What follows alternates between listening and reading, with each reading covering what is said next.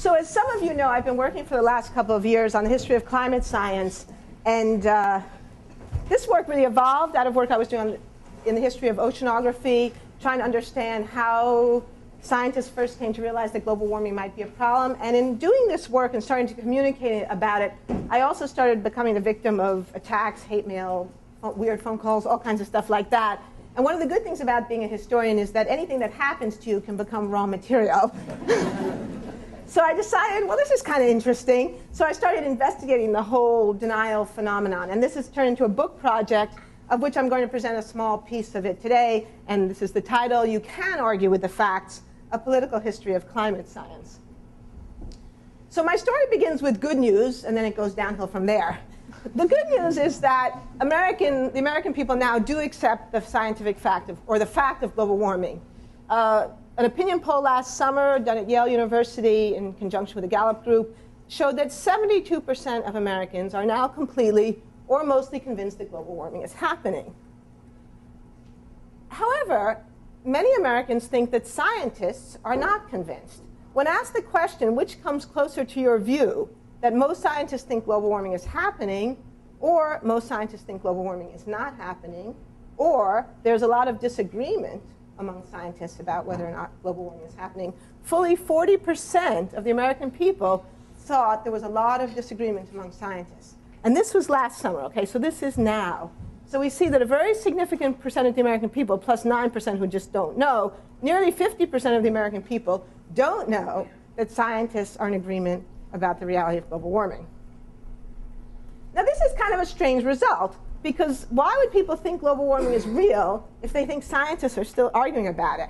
Now, social scientists would say, well, in a way it's not really that weird, because you wouldn't necessarily expect an ordinary person to know all the details of the sources of the information that they take for granted in daily life. And there's certainly abundant evidence from the work of social scientists, including John Krosnick here at Stanford, that public opinion is formed by lots of different things: what your neighbor thinks, what your hairdresser thinks, what you hear on TV. And scientific opinion is probably the least salient of all of that. But at the same time, global warming is a scientific question. It's a scientific problem, and our knowledge of it rests on scientific evidence. So if people don't think that scientists are in agreement about it, if they don't think it's a scientific fact, then what kind of fact do they think it is? Or put it another way, why do people think that scientists are still arguing about global warming?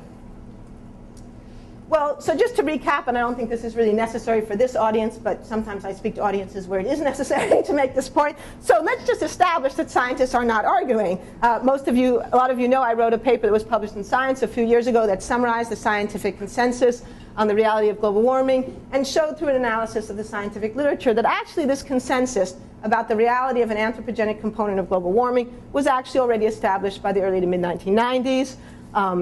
And that this claim, this was the hypothesis we tested. We asked the question, how many of the papers in the published scientific literature, peer-reviewed literature, disagree with the statement as articulated by the IPCC in the second assessment report that the balance of evidence suggests a discernible human impact on global climate? And the answer to that question was none. None of the papers in our sample provided arguments to challenge or refute that conclusion.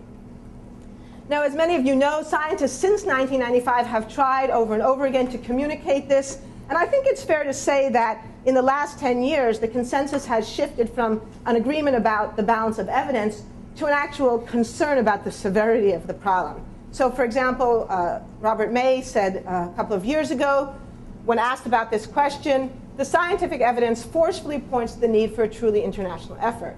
Make no mistake, we have to act now.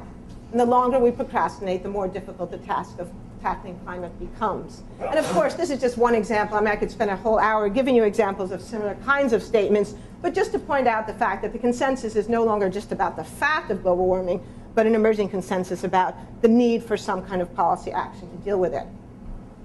Now, often when I speak on this topic to audiences of non-experts, people raise the natural variability issue. So again, probably this isn't necessary for this audience, but just in case any of you have any doubts, the IPCC in its most recent assessment issued last year explicitly addressed the question of whether the observed warming could be explained by natural variability. Their conclusion, the observed widespread warming of the atmosphere and ocean, together with ice mass loss, support the conclusion that it is extremely unlikely that global climate change of the past 50 years can be explained without external forcing. So, given this fairly clear, fairly unequivocal articulation of what it is that scientists think they know and what it is they think, why they think it matters, why do the American people still think, even today, nearly half of American people still think today that scientists are still arguing about this? Well, the answer is complicated. There isn't just one reason. But one reason clearly has to do with press coverage of the issue. A study by Max and Jules Boykoff, which coincidentally came out at the same time as my study, and if you've seen An Inconvenient Truth, Vice President Gore juxtaposes my study with theirs and says, well, look, here's the problem. Scientists agree, but the press presents it as if they don't. That in their analysis of the prestige press, so we're not talking about National Enquirer here, we're talking about the New York Times, the Washington Post, major leading newspapers in the country, they were able to show that fully 50% of the articles that dealt with the question of global warming presented it as a debate in which there were essentially two equal and opposite sides. So a big disconnect between the nature of the discussion among scientific experts versus the way that it's presented in the mass media. So this led me to ask the question, well, where have the press gotten their sources for this other side? Because in my experience, the press may be lazy, but they're not generally liars. They don't make things up, right? So if they're quoting sources, they usually are getting those sources somewhere. And so one of the issues becomes, well, okay, so what are the sources? What were the sources that they were quoting? So just a brief history of climate science to put this into framework. And again, I know a lot of people in this audience know this, but it's been my experience talking to both scientific and non-scientific audiences that even a lot of scientists, if they're not experts in climate science, often actually don't know a lot of this history, so it's worth just briefly recapitulating. So the IPCC was established in 1988 to evaluate climate science and suggest possible policy action on global warming. If we ask the question, well, why was the IPCC created in 1988? The answer is because various scientific reports in the 1970s, both here in the United States and in Europe, had already suggested, had predicted that global warming would occur from increased atmospheric carbon dioxide due to burning of fossil fuels. And if you go back and read those reports from the 1970s, one of the interesting things you find is that actually in the 70s, there was already a consensus that global warming almost certainly would occur, but the question was when. So was this something that was far in the future, or was this something that might happen reasonably soon? And there were quite a lot of differences of opinion in the 1970s and early 80s about the question of timing and severity. Most of the papers and reports that were published at this time suggested that doubling of CO2 would lead to an associated rise of, say, 2 to 3 degrees centigrade and sea level rise, and that this would happen sometime in the first half of the 21st century. But all of the reports acknowledged that there were very large uncertainties. Some of them noted that some effects might be noticed earlier, perhaps before the end of the 20th century. And some mavericks, or bold people, or fools, I don't know, suggested that changes were perhaps already even occurring. So, for example, John Perry is a very interesting man because he served for almost 30 years as the chief staff member to the Academy's Climate Research Board. So he's someone who really watched the evolution of scientific thinking very up close and personal for a long time. And in 1981, he wrote the following: physically, a doubling of carbon dioxide is no magic threshold. If we have good reason to believe that a 100% increase in carbon dioxide will produce significant impacts on climate, then we must have equally good reason to suspect that even the small increase we have already produced may have suddenly altered our climate. Our inability to verify such changes reliably is no proof that they do not exist. So you see this interesting thing that already in the early 1980s, people are raising this question of, well, who's got the burden of proof here anyway? And how should policy be formulated over questions like this where the effects may not become really obvious until sometime in the future? So John Perry concluded, thus climate change is not a matter for the next century. We are most probably doing it right now. And of course, in hindsight, I think we'd have to say that he was correct in that judgment. Now, the NRC had also established a committee in 1980 headed by the economist Tom Schelling, the Nobel laureate-winning economist, Nobel Prize-winning economist, to look at some of the social and economic aspects associated with climate change. And Schelling's committee had concluded that the biggest problem dealing with climate were the very large uncertainties. And so the committee concluded by hoping that we could, quote, learn faster than the problem can develop. And in response to this, Perry wrote, "The problem is already upon us. We must learn very quickly indeed." Now, in 1988, things heated up, pun intended. The United States suffered extreme drought and heat wave that year, and in congressional hearings, climate modeler Jim Hansen declared famously, and this was written up in the New York Times on the front page, that he was 99% certain that anthropogenic climate change was, in fact, already occurring. Now, at the time, a lot of people thought that Jim Hansen was out on a limb. Some people criticized him for going that far, but nearly everybody agreed that the question definitely deserved more attention. And so that's why the IPCC gets established to assess the scientific evidence. Almost immediately, within a year of the IPCC being created, various individuals and organizations begin to challenge the scientific conclusions. And in the decade to follow, between 1989 and 1990, and in some cases continuing up to the present day, these organizations included groups like the George C. Marshall Institute, the Cato Institute, the Competitive Enterprise Institute, and the Heartland Institute. What these groups have in common is that they're all politically conservative or libertarian groups that are committed to laissez-faire economics, to opposing government regulation, and to opposing what they consider to be excessive government interference in the private sector. What they also have in common is that all of them have followed what I call the tobacco strategy. And the book that I'm working on really traces the evolution and origin of this strategy from the 1950s, when the tobacco industry first began to challenge the scientific evidence of the harms of tobacco use. So all of these organizations essentially followed the same strategy. So we know now, it's been very, very well documented, in part because of work of people here like Robert Proctor, that for many decades, for the better part of 50 years, the tobacco industry challenged the scientific evidence of the adverse health effects of tobacco.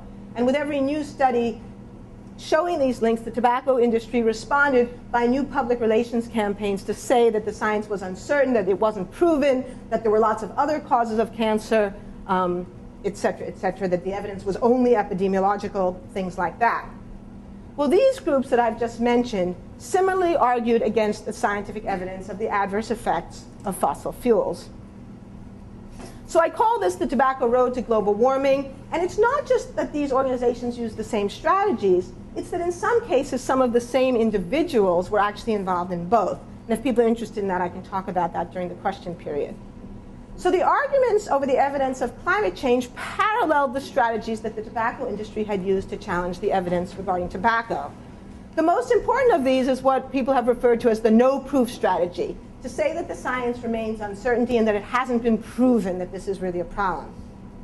A second strategy was to argue over the significance of the facts, to say, well, maybe there will be global warming, but so what? We can adapt. And I actually have an article I've just published that talks about this. If anyone's interested, I can give them a copy of that. A third strategy was to argue against the credibility of environmentalists, to say that they were hysterical and emotional, that they were chicken littles. I have a wonderful memo from the Reagan administration Office of Science and Technology Policy to the National Academy of Sciences, in which the OSTP says to Philip Handler at the Academy, we don't want any chicken little reports. Another strategy was to call environmentalists communists, to say they were watermelons, green on the outside, red on the inside. George Will wrote a column where he referred to environmentalists as green trees with red roots. And to accuse them of being anti-Christian, because after all, the Bible says that God told man to be fruitful and multiple and have dominion over nature. So to say that we didn't have the right to use the world, the planet, in the way we wanted to, was essentially anti-Christian. A fourth strategy was to argue whether the facts actually are facts, to dispute the facticity of the facts, or to supply alternative facts. And it's these two latter strategies that I think are most interesting, both epistemologically and sociologically. So that's what I'm going to focus on today. And I'm going to focus particularly on one rather interesting group, the Western Fuels Association. So who were the Western Fuels Association? So in the early 1990s, the Western Fuels Association launched a major campaign to challenge the scientific evidence regarding global warming. And a major part of their strategy involved arguing whether the facts were in fact facts. So this is a document that, from the Western Fuels Association where they explicitly lay out their strategies. You can see there are 9 of them. And number 1 is to reposition global warming as theory, not fact. This is so great for someone in science studies because, of course, we worry all the time about what's a theory and what's a fact. And, of course, turns out it's not that easy, actually, to say. But nevertheless, these guys, they knew what they wanted, and they knew what they wanted was not facts but theories, right? Because most people, most lay people, when they hear the word theory, what they think of is the phrase, it's just a theory, right? And also then, and this is where it gets really fun, to supply alternative facts to support the suggestion that global warming would be good. And this became the main focus of their campaign, to argue that global warming would be good because increased carbon dioxide in the atmosphere would enhance agricultural productivity and lead to a greener Earth. So who were the Western Fuels Association? Well, they were a cooperative of Western coal producers, mostly in the Powder River Basin. That's great. Usually I have to explain what the Powder River Basin is, but enough geologists here that I know you guys know what that is. And mainly a group that supplied coal to electrical utilities. An article in Range magazine in the fall of 2000 profiled the general manager and chief executive officer, Fred Palmer, who they described as, quote, determined to defend the coal-fired power plants from an assault launched by professional environmentalists, the United Nations, and our own government, and the nation's economic competitors. So you see the whole economic anxiety here, as well as a kind of anti-internationalism, which you also see in a lot of this kind of attacking the UN and attacking anything that smacks of global governance, that kind of thing.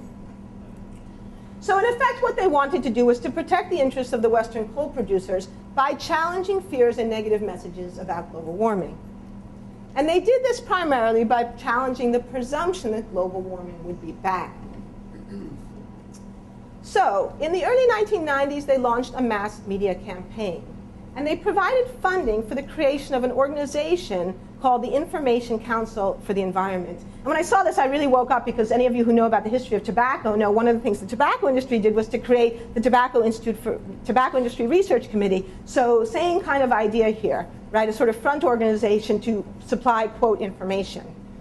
The mission of this group, and this is in the private documents, was to develop an effective national strategy to help ensure that action by the administration and or Congress on the issue of global warming is based on scientific evidence. So in the year here is not a coincidence. So this is 1991. It's right in the run-up to Rio. So there's a lot of anxiety then in the fossil fuel industry that our first President Bush would sign something at Rio that would commit the country to something that would be against the interests of the coal producers. Now, the specific goal of this particular campaign was to determine the best way to influence public opinion and to do it by testing different approaches in a market research strategy in different markets around the country. So documents that are preserved in the American Meteorological Society and were leaked to them by somebody good give a lot of the details about what was actually involved in the strategy. So they had a budget of over $500,000 for a test market project in February through August of 1991. The idea was that they would test a message that they would then spread in selected radio and print media environments to test the potential for what they called attitude change in the listeners. And they would test it in 4 American cities: Chattanooga, Tennessee, Champaign, Illinois, Flagstaff, Arizona, and Fargo, North Dakota. This is before the Coen brothers had made their movie. And they also added one more, actually, Bowling Green as well, which will come up a little bit later. The objectives were to demonstrate that a consumer-based media awareness program can positively change the opinions of a selected population regarding the validity of global warming. And, quote, 2, to begin to develop a message and strategy for shaping public opinion on a national scale, and 3, to lay the groundwork for a unified national electric industry voice on global warming. There were 3 criteria for the markets that they chose. 1 was that it should derive a majority of its electricity from coal. 2, that it should be home to a member of the U.S. House Energy and Commerce Committee or the House Ways and Means Committee, and that it should have low media costs. The program strategies were to find receptive populations upon whom they would then pre-test certain strategies, to use focus groups to test the ICE name and creative concepts, and then, if it were successful, to implement the program nationwide.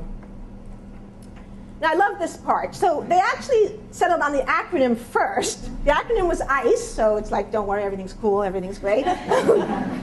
And they tried 4 different things that it could stand for: Information Council for the Environment, Informed Citizens for the Environment, Intelligent Concern for the Environment, and Informed Choices for the Environment.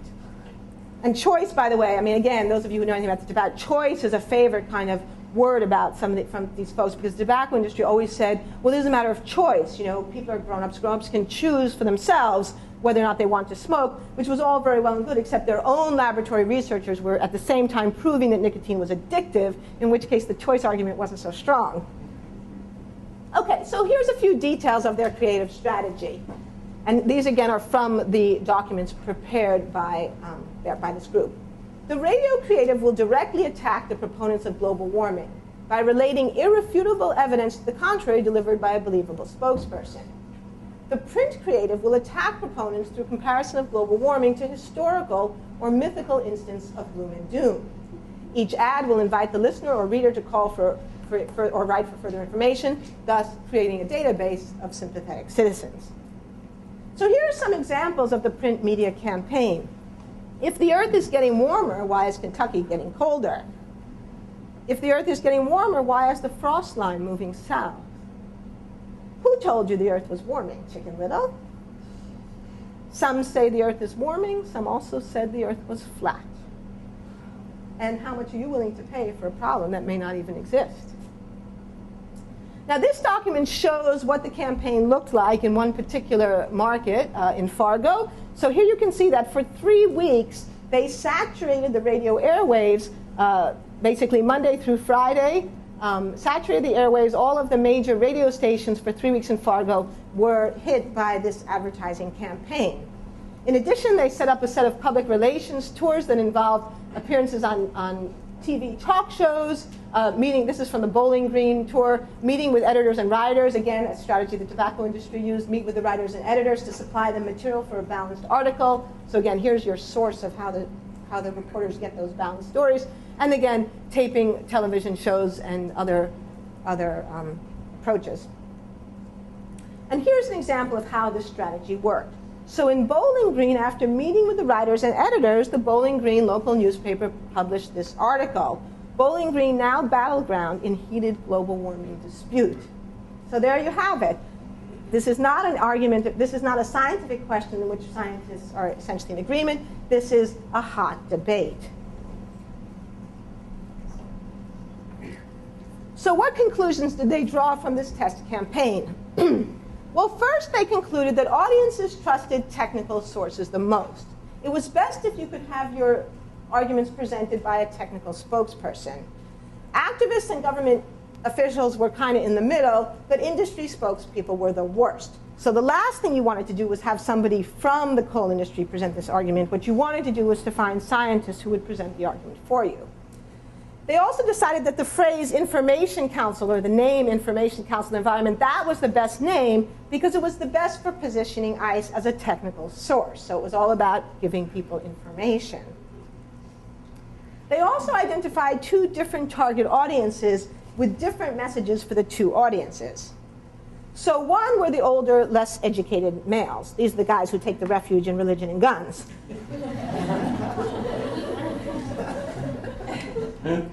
These people, they concluded, were receptive to messages describing the motivations and vested interests of people currently making pronouncements on global warming. For example, the statement that some members of the media scare the public about global warming to increase their audience and their influence.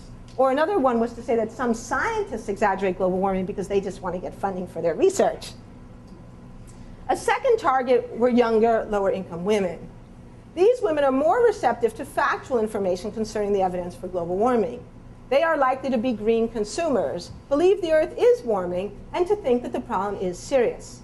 However, they are also likely to soften their support for federal legislation after hearing new information, proving once again what we already knew, that women are more open-minded. Now, they found that the public were not confident evaluating scientific claims. Quote, members of the public feel more confident expressing opinions on others' motivations and tactics than they do expressing opinions on scientific issues. So from this, they concluded that you could do one of 2 things. You could impugn the motivations of scientists, or you could provide alternative scientific claims.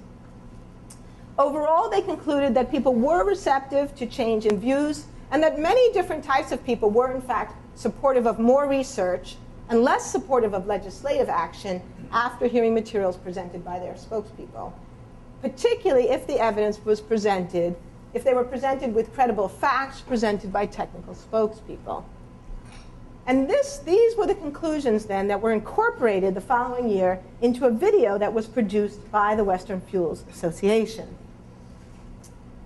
The video, produced in 1992, was called The Greening of Planet Earth, The Effects of Carbon Dioxide on the Biosphere. And it was released under the name of yet a new organization that was now created called the Greening Earth Society, but which was wholly funded by the Western Fuels Association. So here's the description of this video from the back of the box. Is carbon dioxide a harmful air pollutant, or is it an amazingly effective aerial fertilizer? Explore the positive side of this issue in this half-hour documentary, The Greening of Planet Earth, yours free today with a qualifying tax-deductible donation of $12 plus shipping and handling. Okay, so what I want to show you now is a little clip from the beginning of this video, The Greening of Planet Earth.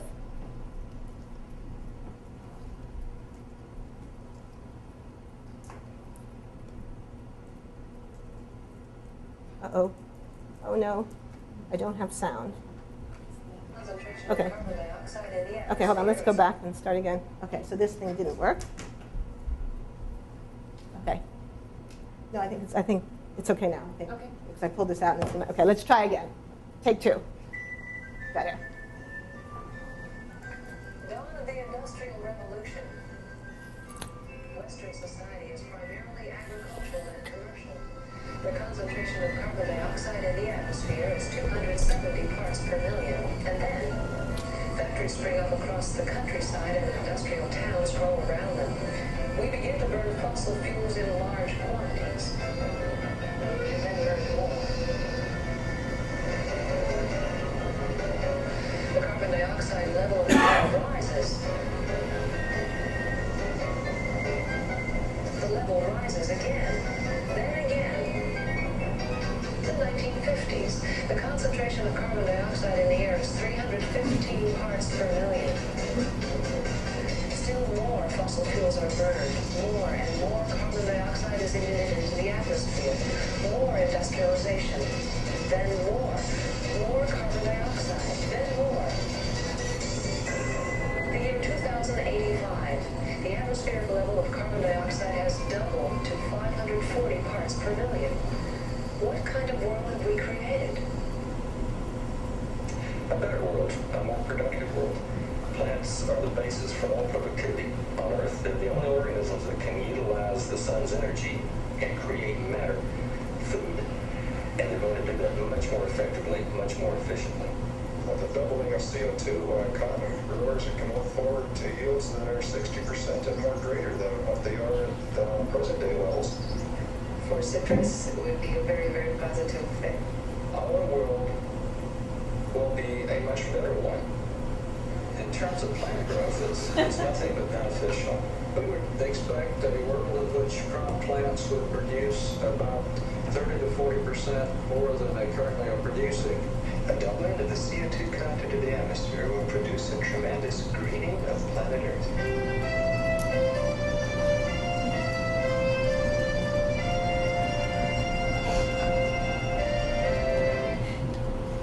Okay, so that's the introduction. So you get the gist of the argument right there. More CO2, increased agricultural productivity, and then this kind of sleight of hand from some specific crop plants that might benefit, like citrus or cotton, to the general claim that it'll be a much better world overall.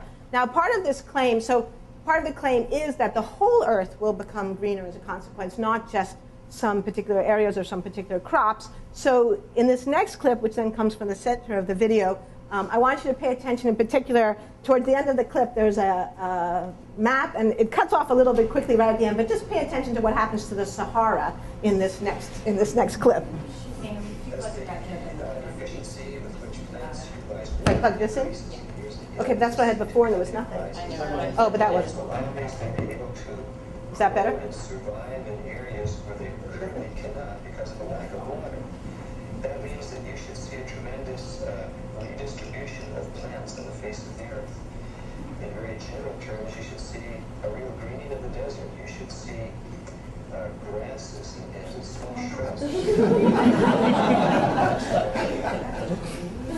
That's good. See, you guys laugh at that. Other people take this seriously, right? Did that happen? Okay, so you get the point. So this sort of really kind of outrageous claim that the whole Earth will turn green and that agricultural productivity will increase irrespective of issues of water availability, soil nutrients, temperature, anything, right? Okay. So the bulk of the rest of the video is essentially more of the same. Technical experts, mostly agricultural experts from the US Department of Agriculture. Most of the video is then these people making technical claims with very specific, often quantitative references to technical and experimental data. So claims about plant yields increasing 30 to 40%, cotton yields 60% or more, and also the claim that there will be decreased water demands as the crops grow more efficiently and more effectively. There are pictures of greenhouses, which they refer to as controlled environment chambers. They talk about the plants responding quite nicely to increased yields of increased CO2. And they talk about computer modeling of increases in soybean dry matter accumulation in response to carbon dioxide levels of 660 parts per million. And then they repeatedly come back to these charts and maps to illustrate the greener world that will result. Now, of course, one question that we could ask about this is whether these facts actually were facts in the sense of being scientifically tested and confirmed.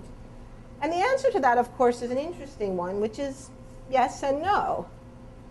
Some of the technical claims clearly went way, way beyond the experimental evidence. So, of course, it's always an issue in science, right, the question of external validity. You do an experiment in a greenhouse or in the laboratory, and to what extent do you have the right or the justification for extrapolating that? And that's a standard problem in all science, right? But one of the things that they do in this film is to sort of really push the envelope on that. So, for example, Bruce Kimball asserts that in a CO2-enhanced world, that a CO2-enhanced world will be, quote, one that plants will enjoy a lot more. I always thought was really great. How does he know what plants enjoy, you know? They have, in effect, been eating the carbon dioxide out of the air for a long time, and they're rather starved for it, right? So the implication, right, that the limits on agricultural productivity in the world today are a lack of CO2, which is clearly false, right? And then there's the comment that you heard Sherwood Idso say, the increase in atmospheric CO2 is a benefit that will occur around the globe, regardless of where you're located, right? Well, clearly false. But other claims are not exactly false, because many C3 plants do grow more abundantly in CO2-enhanced environments, at least initially, and at least when other nutrients are fully available. And that's a claim that actually has been supported by subsequent work at people like UC Davis and elsewhere, at places like UC Davis. So in a way, what they're doing here, again, is something that the tobacco industry did, a kind of refutation by distracting, by distraction, sort of focusing attention on facts that are true, but in a way irrelevant or not the whole story, or which don't refute the central claims about global warming, about the negative consequences of sea level rise, hurricane intensification, and all the other stuff that we all know about. So this is very similar to when the tobacco industry, when they were asked about the links between tobacco and cancer, they would often say, well, you know, there are many causes of cancer. Of course, that's true, right? But it doesn't refute the evidence that one of those causes is cigarette smoking, right? Now, all of this then is tied together by a set of rhetorical slates of hand. So some of you may have noticed that in the very beginning, in the very first minute of the video, the narrator describes the greenhouse effect as, quote, a phenomenon in which carbon dioxide plus harmful greenhouse gases trap the heat, escape into the earth, and send it back, escape in the atmosphere and send it back to Earth. So as if carbon dioxide is not itself a greenhouse gas, right? Or when Gerhard Rainer Weber, the only meteorologist in this, says our world will be a much better one, full stop. Now, how many people actually saw this video? Well, that's hard to say. I don't have any actual statistics or data on that. But what we do know is that it was very widely distributed and distributed free of charge, paid for by the Western Fuels Association, to libraries across the country, both public libraries and many university libraries. So, for example, at Oregon State University, there's an entry in the university online catalog that says, that describes this video, says, what effect does the burning of fossil fuels and the resulting emission of carbon dioxide have on the Earth's biosphere? This question is posed to a number of leading scientists in the greening of planet Earth, an enlightening documentary that examines one of the most misunderstood environmental phenomena of the modern age. Well, of course, this is not surprising because most university libraries are understaffed, especially at public universities. So if they get a book or a video They don't watch the video and write their own description. They simply file the description supplied by the publisher or the video maker. So in this case, the university library, right, describes this as an enlightening documentary examining one of the most misunderstood environmental phenomena. And if you were a climate skeptic and you went to the Oregon State University Library as the Oregon State climatologist, well, I think he was just fired, but as he no doubt did, you could find this and say, well, look, this is in the university library.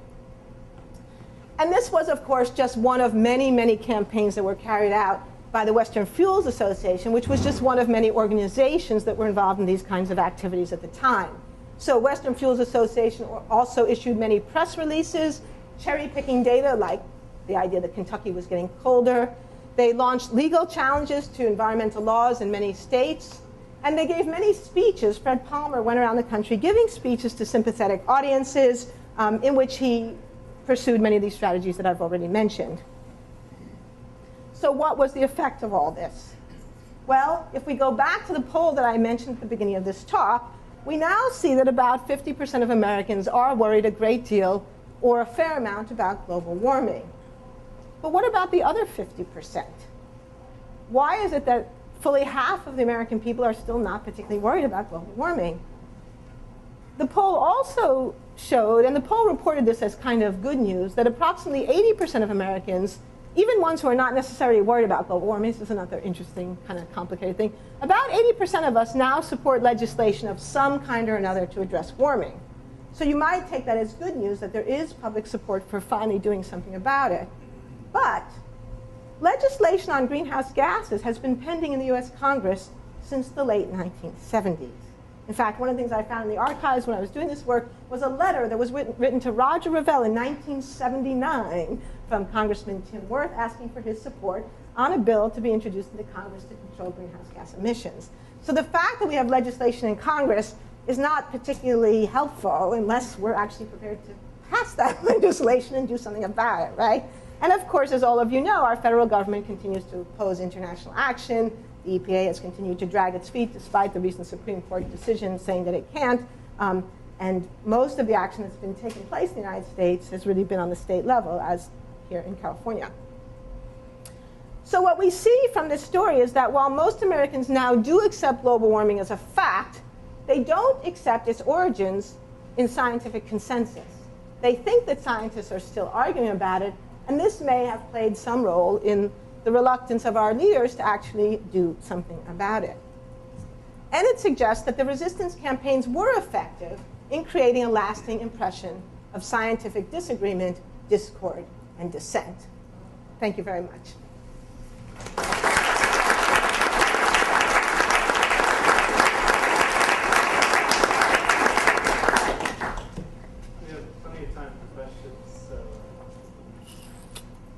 Should I just take them? Okay. Yeah, sure. Go ahead. So the analogy with tobacco is interesting because the end of that story, right, is that to some degree at least, tobacco use is way down in this country at least, or it's now been forced to go to overseas markets. So are there any interesting lessons you can draw from the ultimate fate of the tobacco controversy about how to essentially market the science of global warming?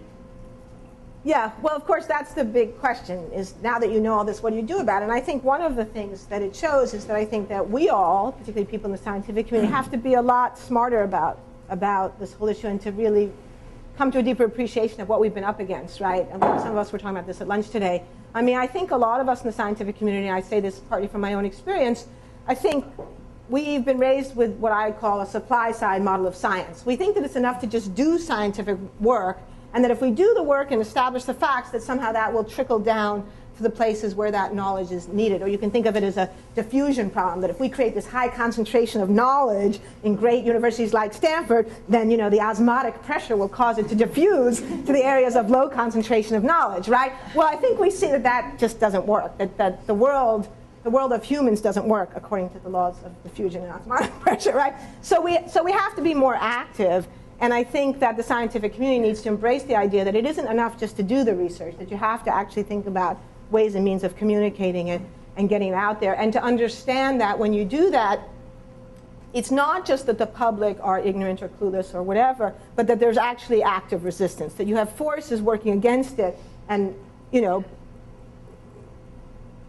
there's a lot at stake in these debates, right? There was a lot at stake in the tobacco industry, and it wasn't just the tobacco industry that had something at stake in tobacco, it was also our own government, right? Because the US government received hundreds and millions of dollars in tax revenues from sales of tobacco, and the US government massively subsidized tobacco farming and marketing in the United States.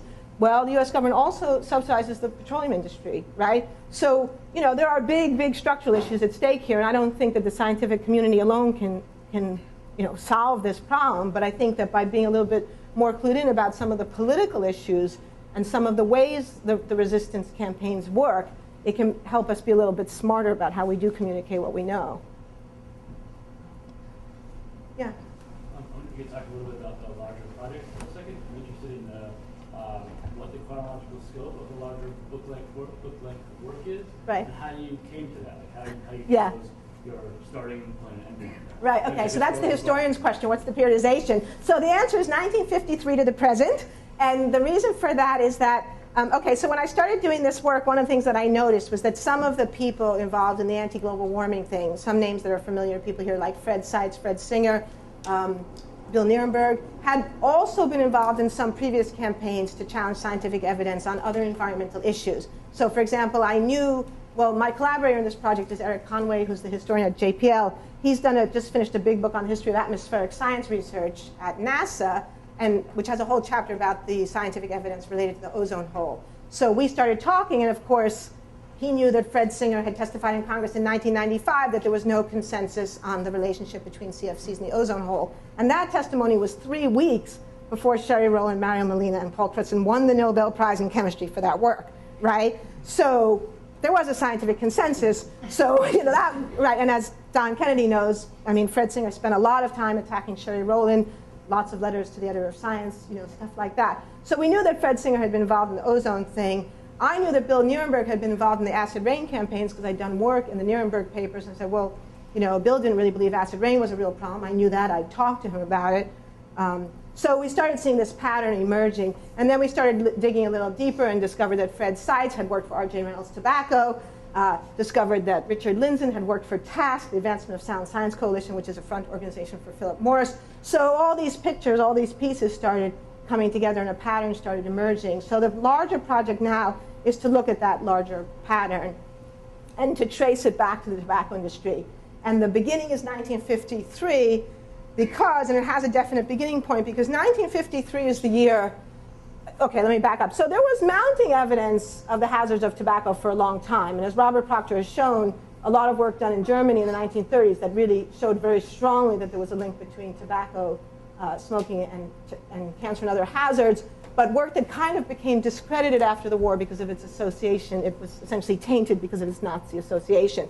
So that work gets essentially redone in the 1950s. And in 1953, a paper was published that demonstrated that if you painted cigarette tar on the skin of mice, they got cancer. They got tumors in those places. And that article got a lot of publicity. And the authors of the article concluded that this showed that the relationship between tobacco and cancer was urgent. They used the word urgent. And that became a kind of signal paper because, not because nobody had said anything like this before, but because nobody had ever, I think, really said it was urgent. And they also said that this points to possible prevention strategies. In other words, you could actually prevent lung cancer if you stop smoking.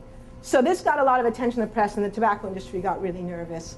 And they hired the public relations firm Hill & Knowlton to help them develop a strategy. And all this is a matter of public record now because of the tobacco liability litigation, and also work that Stan Glantz and colleagues at UCSF have done.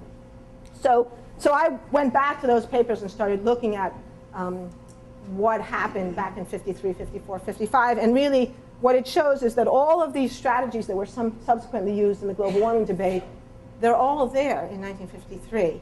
And that was kind of a shocking discovery, right? It's like, whoa, this is, some of these sentences you could almost take out of context, put them into the mouth of Fred Singer, and he would have said that about ozone in 1994, right? So this pattern began to emerge. So the project now is to look at the pattern.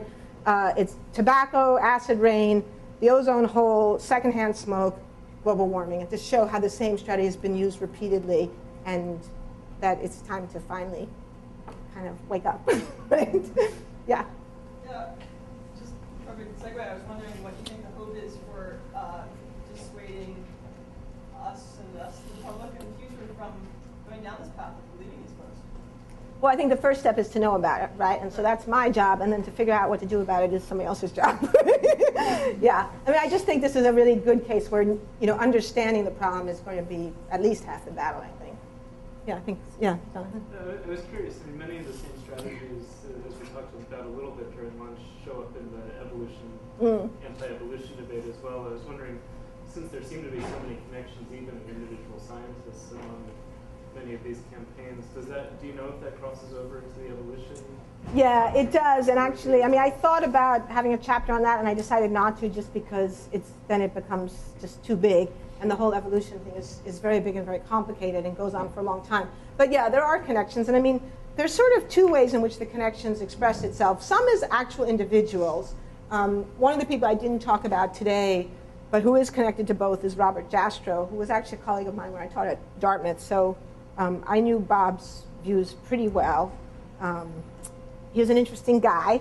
And when I first met Bob Jastrow, and he started talking to me about, you know, what he thought. And he was a complicated person because he was kind of persona non grata in the earth sciences department at Dartmouth, because he essentially believed in the argument from design, that if you study nature, you see God's handiwork in nature, and therefore it actually brings you into a closer relationship to God. And a lot of my colleagues in earth science thought that was completely preposterous. And I thought, well, this guy's a living fossil. because these views would have been completely mainstream in 1843, right? So this was like a great example, a great opportunity for me to kind of like travel through time and get a sense about like how this kind of worldview made sense, you know? And the thing about it is that it's not necessarily wrong, right? It's just, my view is that it's not wrong. It's just kind of outside the boundaries of what we can establish scientifically. So some of Jastrow's ideology kind of overlaps with some of the intelligent design stuff. And what you do find is if you go to intelligent design sites today, a lot of them cite Bob Jastrow.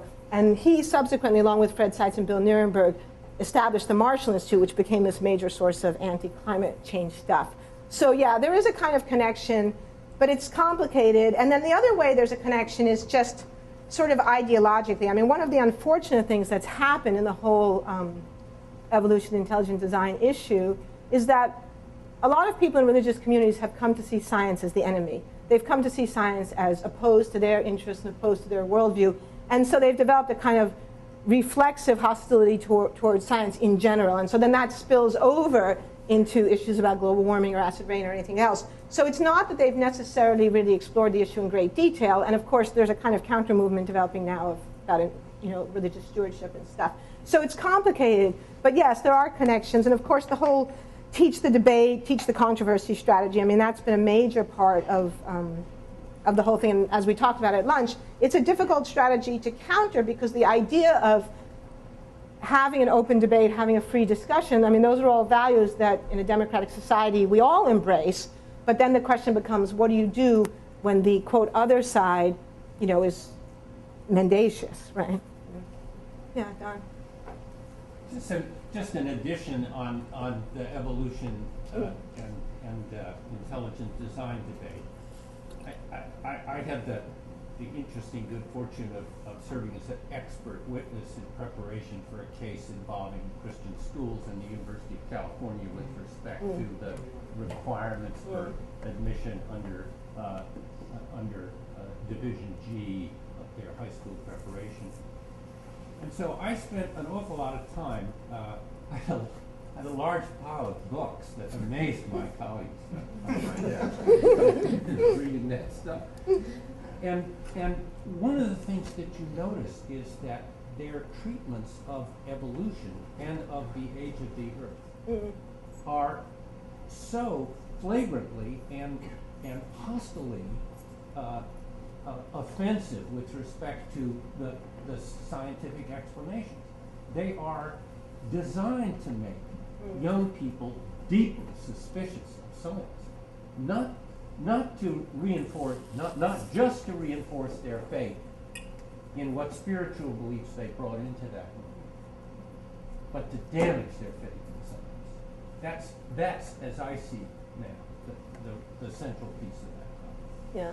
Well, I think that's right, and I think part of what's unfortunate about this whole story is that you get these repeated challenges to science that eventually a lot of people, whether they're religious or not, basically throw up their hands and say, well, I don't know what to think, right? And I think that is the situation we're in today where, I see it with my own students, right? That if you ask students, they'll say, well, we don't really know, right? Nobody really knows. And that's hard to counter because if you say, well, actually, it's not true, some people really do know, then it sounds elitist. It sounds like you're setting yourself up against other people. You think you're God. Who are you to say that we really know? It's like, so then you have to think about, okay, so what is the claim here really? It's like, okay, it's true. No one really knows for sure. Proof is an impossible standard, except maybe in mathematics, although if you believe Gödel, then not even there, right? But nobody knows for sure, but that doesn't mean we hold public policy hostage, right? And there are things we can do to move forward. Yeah, in the back. Just curious, a lot of the points that were made are discussing like shooting down other people's presentation of the facts and changing everything. Who are the people that were pushing that global warming is real and that it poses a clear and present danger, and how are they presenting it? Because I'm sorry, but you have to tip your hat to these guys for shooting this down. This is like some of the most unbelievable spinning. Oh yeah, I know. Yeah, oh absolutely. These guys are really clever, right? that's in a way that's what I want you to conclude from this, right? These people are not stupid, they're not ignorant, and they're not scientifically illiterate, right? I think that if you take any take home from this, it's that these people spend a lot of time studying the science so that they can best figure out how to challenge it, right? So, and they also, I could do a different talk about how they enlisted scientists to help them with this and why some scientists did that kind of work. So sorry, I forgot what the question part of your comment was. Who are the people that were proposing and how were they presenting? Right, well, lots and lots of people, right? By the early 90s, you had already the second IPCC report had come out. You had, the Academy was beginning to examine it. I have a whole different talk that's on the kind of evolution of science, but yeah, there was a lot of work that was done in the scientific community, a lot of reports, a lot of DOE reports. One of the interesting things that most people don't know is that throughout the 1980s, the Department of Energy had a big research program on carbon dioxide and sea level rise, and lots of thick reports that went to the White House about this issue. So it's not that people were ignorant about what was going on. It's actually the opposite. It's that this message was actually getting through in Washington, D.C., and so some people started getting nervous because the message was getting through. So in the OSTP papers from the early 1980s, in the first Bush administration, there's this incredibly interesting debate that goes on in the Council of Economic Advisors about carbon taxes and whether or not there should be a carbon tax. And there are people in the Bush White House who think there should be a carbon tax, but there are people who think that that would be the worst thing possible. And the ones who think it's the worst thing possible don't make, well, they make the argument partly on economic grounds because they don't like taxes and they think they're bad. But they also get connected with Bill Nierenberg, and they bring Bill Nierenberg to the Bush White House, and Bill Nierenberg does this big presentation that says, you don't have to worry about it. And I don't know, some people here knew Bill Nierenberg, but Bill would say, look, let me just straighten you out on this. These guys are my scientists. I hired them, and they exaggerate, right? And he did this whole shtick to convince people that, yeah, John Kennedy's shaking his head, right? That was very powerful, right? Because if you had the head of a major oceanographic institution who had in fact hired some of the climate scientists who were saying some of this stuff, saying, look, this is exaggerated, we don't have to worry about it, that was a very powerful and potent force for the people in the Bush White House who didn't want to do anything about it anyway. And so what happened, the politics of this is very complicated, but my reading on it is that, there's this kind of moment in the early 90s where our first President Bush was prepared to do something about global warming, signed the UN Framework Convention, and actually when he ran for office, not too many people remember this, but he pledged to address the greenhouse effect with the White House effect, to use the power of the White House to do something about it. But that kind of unraveled as the opposition began to grow, both within his own administration and then also in Congress in the mid-1990s. And so this whole disinformation campaign kind of becomes part of the strategy to unravel the political support by arguing that this, that the whole thing is unproven. We don't really know anyway.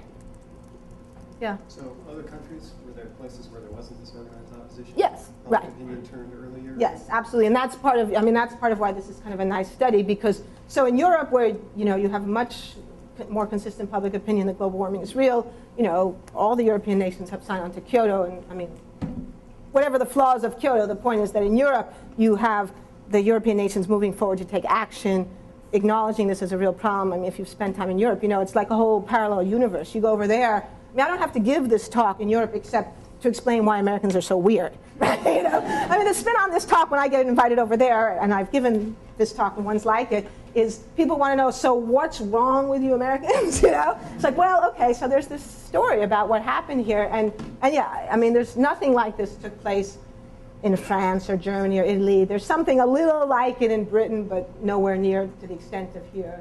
So yeah, this is a particularly American story, and I think it's tied up with some distinctive features of American culture. So I know we'd all like to Yeah. stay here for a lot longer and keep bombarding Naomi with questions. Maybe we can take one more question Yeah, and okay. then move the discussion outside. Yeah, for food okay, breaks. yeah. Quick note on the cigarettes. Have you ever looked up Twist the Lime? So Twist the Lime is a candy flavored cigarette, which they still sell, but they can't sell it in the nice packages. It's targeted basically to addict kids while they're in the range of development. So we're not done. Yeah, yeah. So I had a question on for instance, trade in soap. Right? It seems like that effort out there seems less than it used to be. I noticed Craig's the chair of an organization you know well of Rob Ferguson's SPPI. So has he moved his effort, or do you know? I don't really know. I haven't been following him particularly, but I know Ferguson hasn't given up. Ferguson, Oh, yeah. I mean, he's still. You're still the wicked witch of the West. Yeah, he hates me. He really hates me. But that's okay. You know, sometimes you can judge your success by who hates you. Right?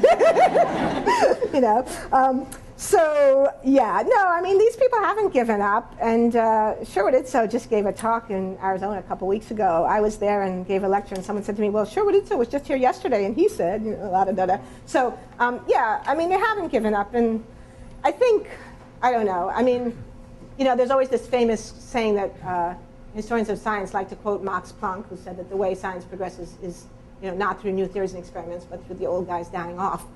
The problem here, though, of course, is that, you know, they recruit new and younger people, and I don't know. I mean, hopefully there'll be a point at which some of these claims were no longer, you know, will become so preposterous that it's no longer. But I think one of the things that you do see that's happened the last year or so, some of the folks, like Patrick Michaels, for example, Cato Institute, now say, okay, so there's global warming, but no big deal, we'll adapt, right? So adaptation has now become the new mantra of these same folks. And, you know, that's yet another complicated issue because, of course, adaptation is going to be part of the story, right? I mean, we're committed to climate change, so there's no avoiding adaptation to some extent. But it's one thing to say there's unavoidable adaptation related to the climate commitment, but nevertheless, we still need mitigation to avoid the worst case scenario. It's another thing to simply say, oh, well, okay, so there's global warming, but we'll adapt, no worries, you know. And that, of course, that was the position that Bill Nierenberg took all along. So I don't know, I think we still have a lot of work ahead of us.